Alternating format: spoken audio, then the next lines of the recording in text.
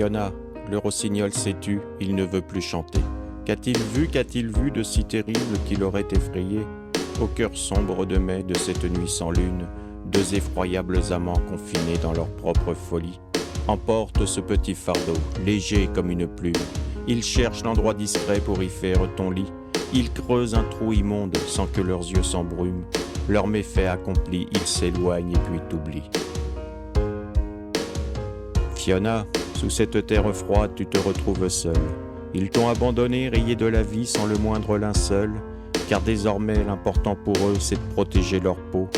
Camés, tranquilles en paix, ils vont broder le vil scénario et nous faire croire à l'unisson à cette étrange disparition.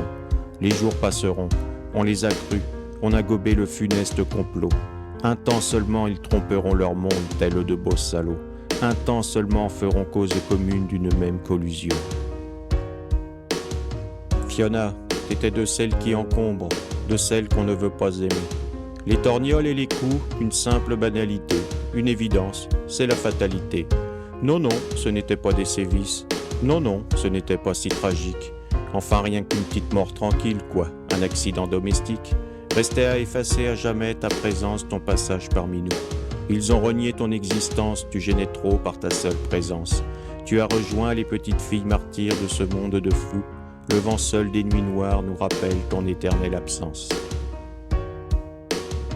Fiona, disparue à jamais, tu n'auras pas de stèle ni la pierre d'un tombeau.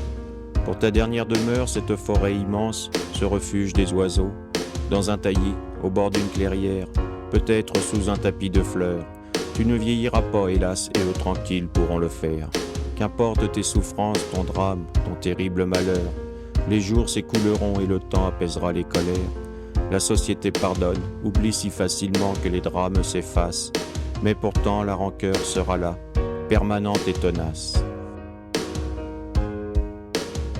Fiona, un jour ils seront libres de vivre, de chanter, de rêver. À cet instant pourtant, je leur souhaite bien une vie de misère. Que tes rires et ton regard si pur viennent finalement les hanter. Qu'à leurs dernières heures, ils en appellent la fin de leur calvaire. Et loin des hommes, que leurs dépouilles au large soient jetées. Qu'ils subissent à leur tour le sort qu'ils t'ont laissé. Même si leur vie durant la souffrance les broie, ils ne mériteront pas même la moindre croix.